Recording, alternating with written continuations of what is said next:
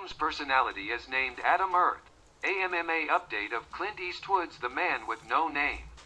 We realize nothing about Adam with the exception of that he lives far outside of city limits raising honeybees and selling their honey, and that he's played by Statham, and that implies he's no conventional beekeeper.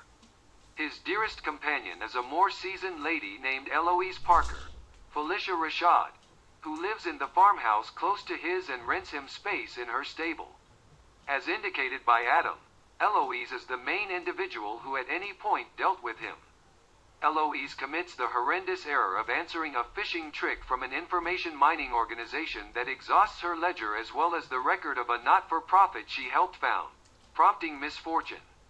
Adam works his way up the criminal food chain, breaking the law by trading in his beekeeper uniform for commando gear and disguises. We don't know how Eloise came to care for Adam, and Adam doesn't say exactly what he means when he says that about her. It's to the film's credit that it never expounds, similarly as it never explains on who Adam was before he turned into a super extra secret commando who has never been fingerprinted and exists beyond each known legislative construction and appears, from other characters' depictions, to be sort of specialist of self-guideline for society. The movie is the brainchild of Chief David Ayer, Self-Destruction Crew, Wrath, and veteran activity film and thrill ride screenwriter Kurt Wimmer, who composed or co-composed revamps of The Thomas Crown Undertaking, Point Break, and Comprehensive Recollection.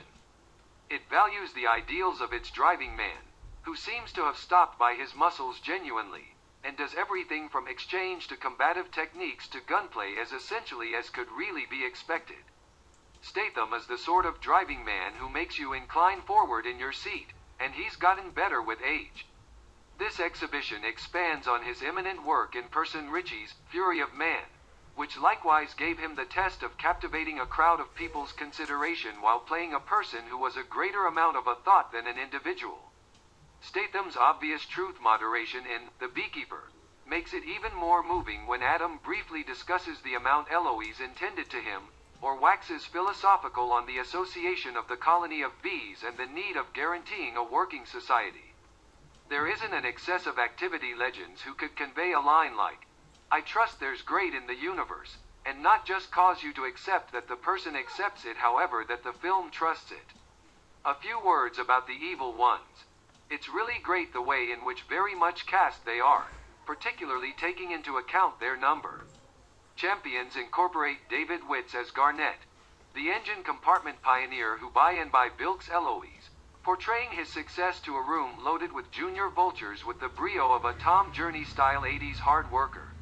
Derek Danforth, the spoiled, shady, and coked-out son of the United States President, Gemma Redgrave, is played by Josh Hutcherson as the vice president of the data mining company. Jeremy Irons as Derek's chief, previous CIA chief Wallace Westwild, an exasperated critic who appears as though he meandered in from Veep.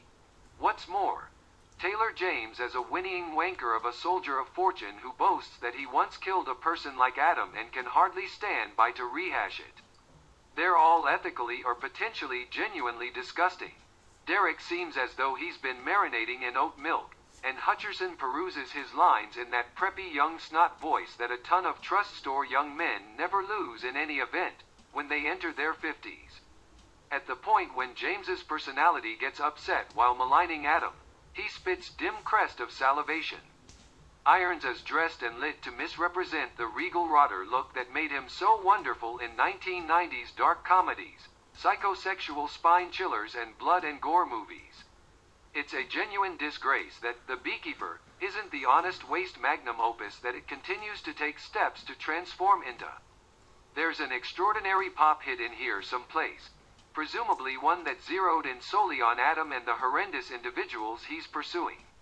However, the film is dispersed and annoyingly talkative on occasion.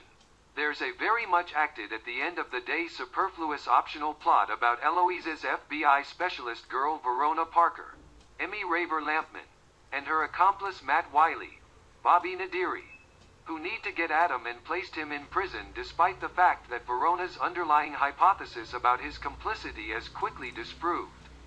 Maybe she ought to remember him as to a greater extent a Dr. Richard Kimball type.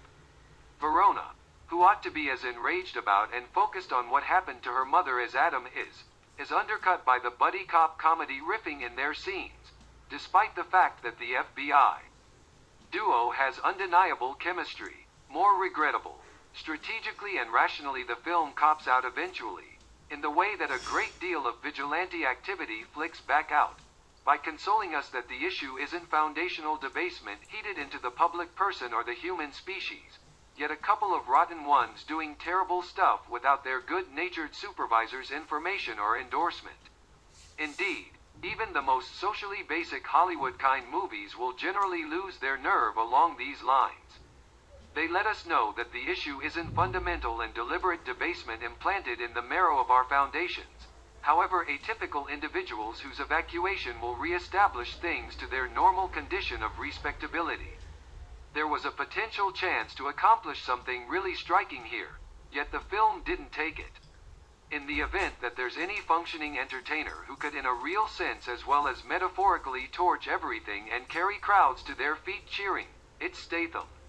In any case, at its ideal, which is when Statham overwhelms the screen, shooting and harming troublemakers and setting colossal fires, The Beekeeper is a work in the soul of Billy Jack and the first Strolling Tall. It's a fantasy about how satisfying it would be to brutally kill white-collar criminals who prey on innocent people without fear of being punished.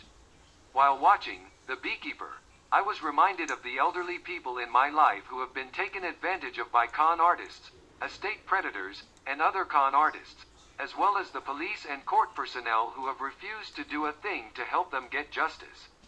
Also, how fulfilling it would be for every one of them to get into their vehicles, look at their rearview mirrors, and see Jason Statham in the secondary lounge.